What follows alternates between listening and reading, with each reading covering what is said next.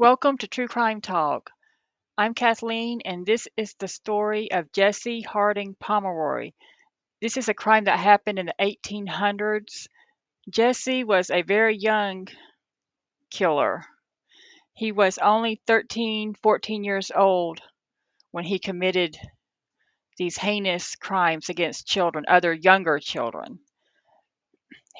Jesse was also known as the Boston Boy Fiend, the Boy Torturer, the Demon, the Red Devil. He had a lot of nicknames. He even though he was very young himself, his crimes were just as bad as any adult could have committed. He was what I guess they would call today a psychopath. I don't know if they had that word back then. This was the 1800s, 1872, when that we know that he started his crimes against people, but he could have done other heinous acts prior to the crimes that he committed that the authorities know about. But Jesse was born in Massachusetts, in Charlestown, Massachusetts, in 1859. While living in Massachusetts, in February of 1872, a 7-year-old girl named Tracy Hayden of Chelsea was beaten and left on Powder Horn Hill in Boston. In May 1872, 8-year-old Robert Mayer was beaten and left in an abandoned house in Chelsea. In July 1872, Johnny Balch was tied up and beaten and left in an abandoned outhouse on Powder Horn Hill. In August of 1872, 7-year-old George Pratt was beaten in South Boston. In September of the same year, 1872, 7-year-old Joseph Kennedy was beaten and cut with a pocket knife. So the previous children were beaten, but Joseph was actually beaten and also cut with a knife. Later that same month, September 1872, railway workers found 5-year-old Robert Gould beaten, slashed by a knife, and tied to a telegraph post near the Hartford and Erie train tracks in South Boston. Pomeroy was finally caught because he went walking by the South Boston Police Station number 6. He was walking by and he looked in their window. One of his victims happened to be in the police station at that time, and that was the victim Joseph Kennedy. So Joseph happened to be in the police station at the time that Jesse walked by. Joseph Kennedy, the victim, saw Jesse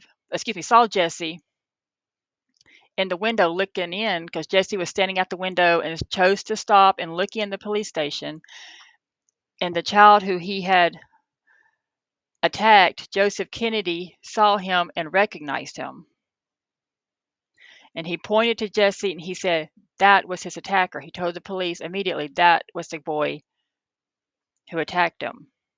So Jesse was immediately arrested and he immediately confessed to being the one who had attacked all these children. All the children that he attacked identified him as their attacker. So 13-year-old Jesse was found guilty in juvenile court. He went to juvenile court, not adult court. And he was found guilty by the judge, and he was sentenced to 6 years at the State Reform School for Boys in Westborough, Massachusetts. And of course, you know how it goes. Of course, the story doesn't end there.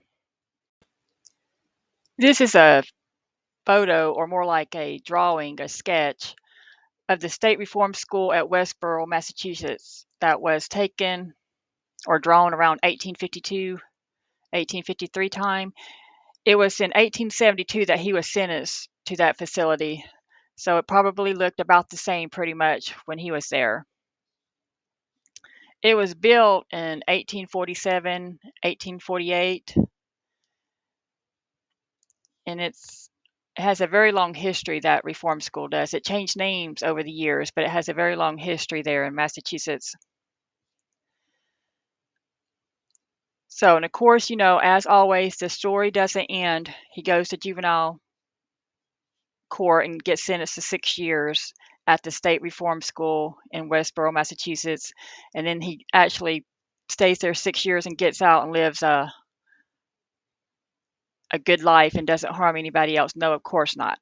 Of course not.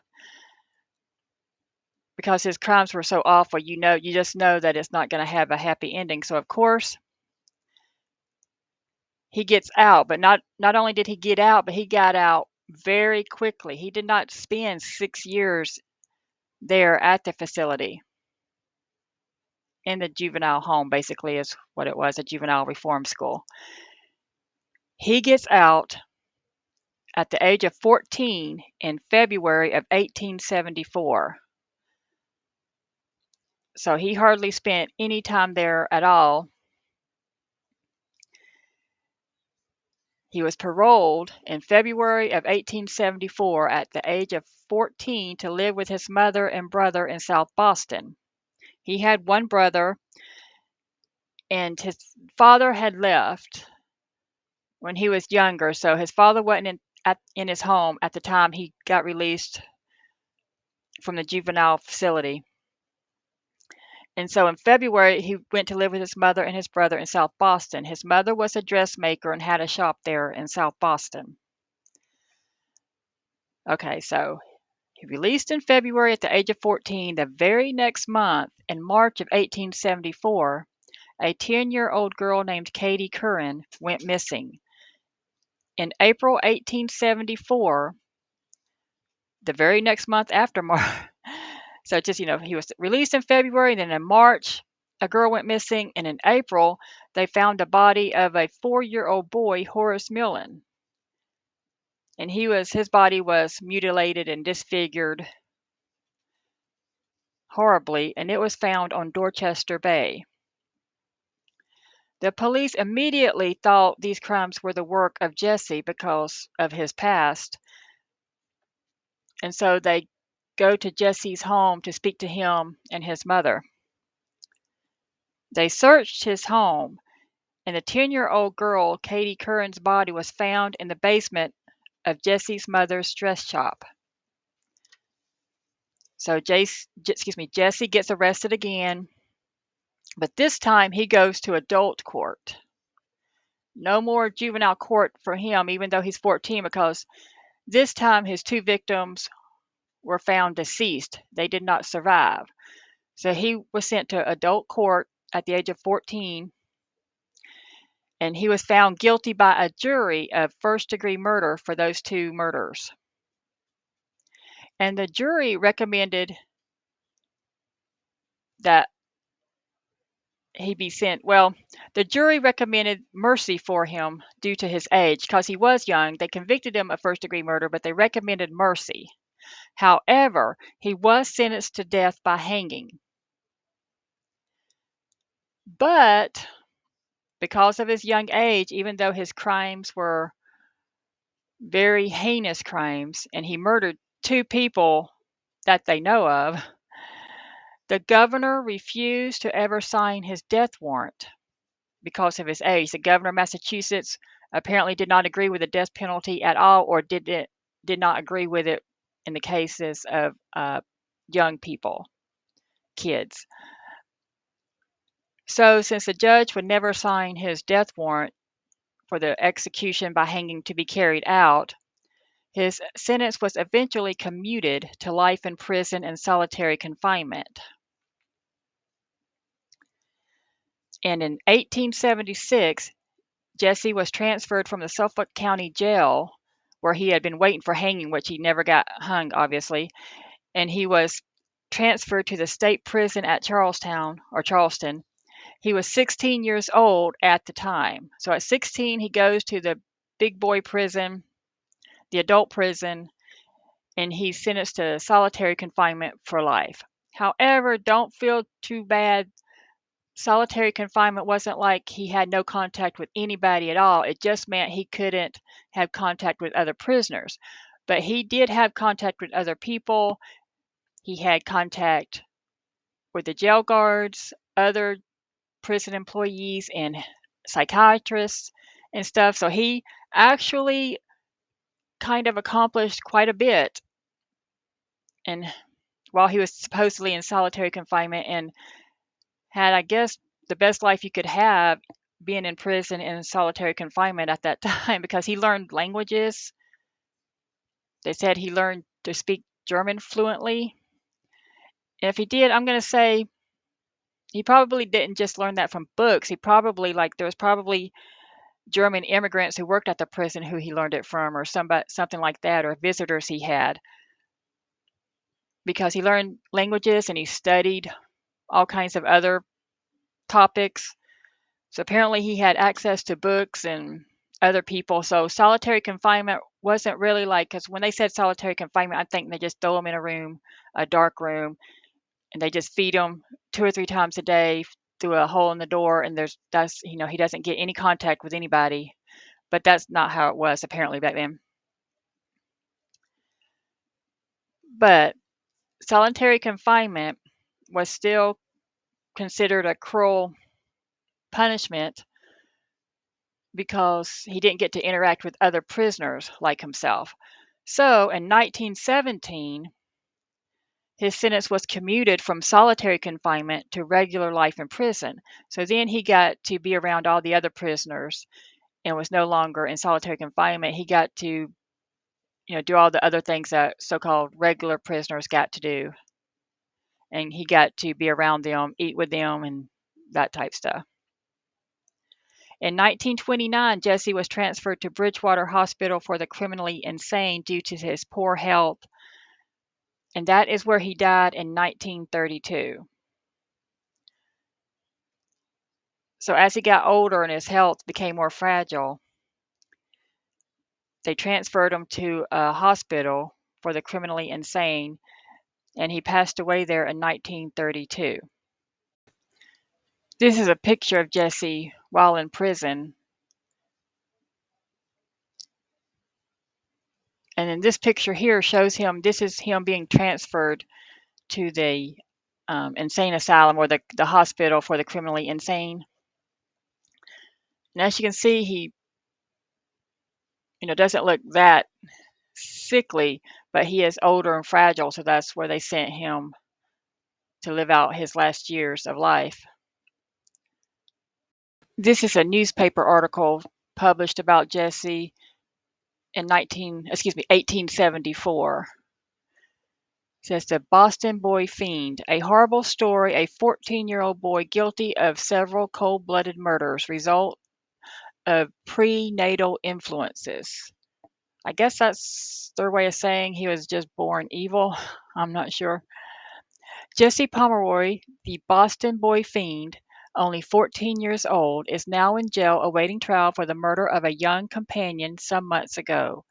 The act was deliberate, cold-blooded, and devilish, done apparently to experience the sensation of killing a boy. Jesse Pomeroy had been guilty of several other diabolical cruelties, such as torturing and maiming children to keep his hand in business. He thus got the title of the Boy Fiend, and he deserves it.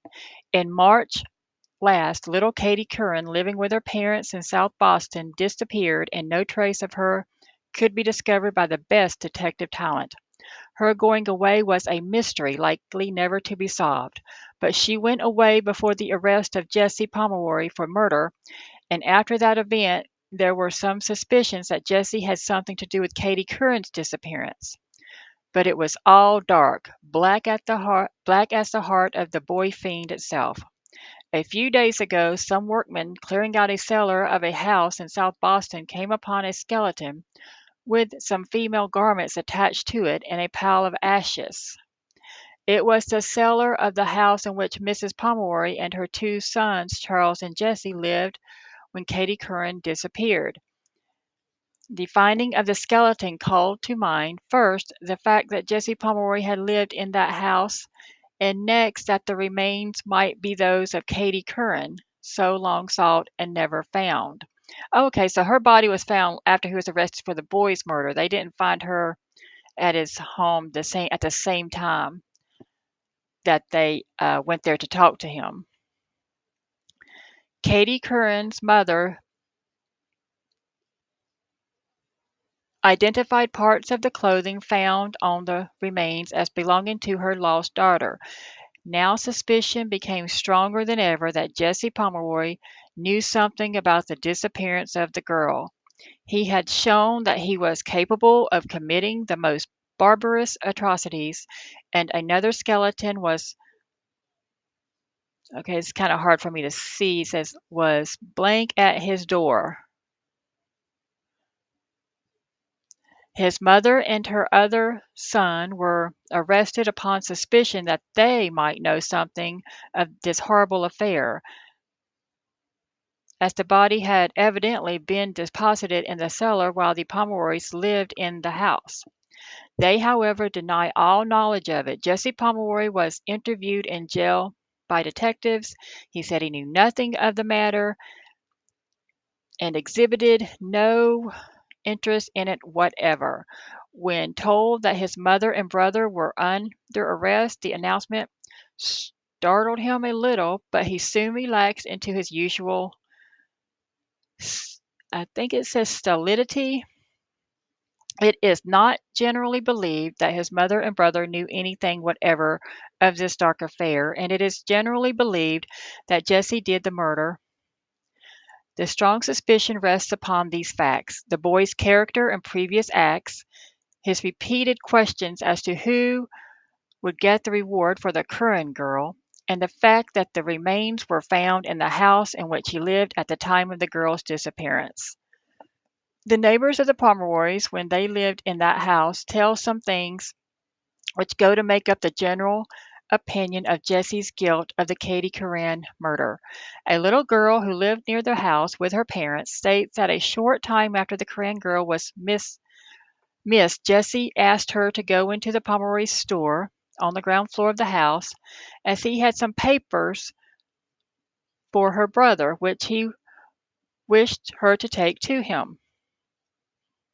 She, however, did not credit the story, which was not true, as was afterwards learned, and knowing his character from hearing him spoken of, refused to go. Lucky for her, she did not go down there with him. When he became enraged and chased her home, threatening to bring her in whether she would or not. If she had gone in, who can tell what would have happened to her? She might have become a companion to the corpse already in the cellar. This incident may illustrate the manner in which Katie Curran was coaxed into the store to find a grave in the cellar. Persons living in the same house with the Pomeroys state that Jesse's movements were very marked respecting the cellar. Some weeks before his arrest, he continually haunted the basement, and one lady who had access to the cellar and was obliged to go there frequently for fuel became frightened at meeting so often the wicked eyes of the boy Jesse peering at her from the semi darkness of his favorite abode. That is so creepy. He may be 14 years old, but he clearly is a serial killer, and he went to prison for life, and that's where he belonged if he couldn't be hanged. She adds that when he was not in the cellar, he always followed her there, and from fear of the boy, she finally gave up going in that part of the building. A man living in the house corroborates this statement and says Jesse was continually engaged in the cellar, and when anyone entered it, pretended usually that he was engaged in splitting wood. Boy, that is a creepy, creepy, creepy boy. Thus, this demon boy guarded the grave of his little victim in the ash pile while the authorities were searching fruitlessly for Katie Curran, dead or alive. There is but little doubt Jesse Pomeroy could have given them all the information they wanted on that subject. At the inquest held upon the body of the murdered girl, some physicians, thinking there must be some cogent reason for the boy's unnatural conduct, called on his mother, who was very frank in her answers to their questions. She said her husband was a butcher and is now a logger. I think that's what it says. and the market, and that when she was pregnant with Jesse, she often went to the slaughterhouse to see the killing of animals. So the mother attributes his behavior to, I get it now, the prenatal, that because when she was pregnant, she saw slaughtering of animals, that this is where he learned his behavior. No, I think he was just born evil. Serial killers happen. I think they're just born a lot of the time. In which she took particular delight, and she liked to watch the slaughter of the animals. Let me go back and read a little bit. Let's see. And it's now a logarithm. Okay. And then when she was pregnant with Jesse, she often went to the slaughterhouse to see the killing of animals, in which she took particular delight, and she had even assisted her husband in the work. No sooner had Jesse grown large enough to have a knife in his hands than he was continually using it, thrusting it into pieces of wood, and when he was older, into pieces of meat in his father's market. There seems to be no doubt that he was affected just as other children, though in a different way. A Boston Dispatch of the 20th says that boy Jesse Pomeroy has made the following confession of the murder of Katie Curran. I opened my mother's store on the morning of March 18th at 9:30. The Corinne girl came in for papers. I told her there was a store downstairs. She went down to about the middle of the cellar and stood facing Broadway. I followed her, put my left arm about her neck, my hand over her mouth, and with my knife in my right hand cut her throat. I then dragged her to and behind the water closet, laying her head furthermost up the place, and put some stones and ashes on the body. I took the ashes from a box in the cellar. I sent a boy to Hoyt and Lawrence's nearby and bought the knife a week before for 25 cents. The knife was taken from me when I was arrested. When I was in the cellar, I heard my brother at the inside door, which I had locked after the girl came in. I ran upstairs and found him going toward the cellar in Mitchell's part. He came back. Two girls worked in the store for Mother. They usually got there about 9 o'clock. Mother came later. My brother Charles and I took turns in opening the store until about April. My mother and her, my mother and brother never knew anything about the affair. I forgot to tell you that I washed my hands and knife, which were bloody at the water pipe. A still later dispatch says that Jesse Pomeroy has confessed that he murdered the boy Miller on the 22nd of April last, describing in detail how the murder was committed. This is the crime for the commission of which he was first arrested.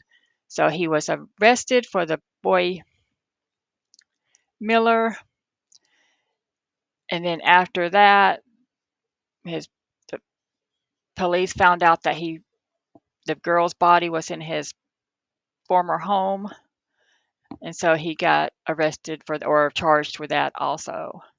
So that is the story of Jesse Harding Pomeroy, also known as the Boston Boy Fiend, the Boy Torturer, the Demon, and the Red Devil. This was in the early 1870s that his crimes were committed, and you just know that he would have went on committing crimes as long as he could get away with it if he had not been locked up in prison. Luckily, his sentence was commuted from solitary confinement, but he was never allowed to leave prison. He was always kept in prison, and that is a good thing because he just had the urge to kill, kill, kill, and to hurt, hurt, hurt. I'm positive he would have continued on committing more murders if he had not been stopped.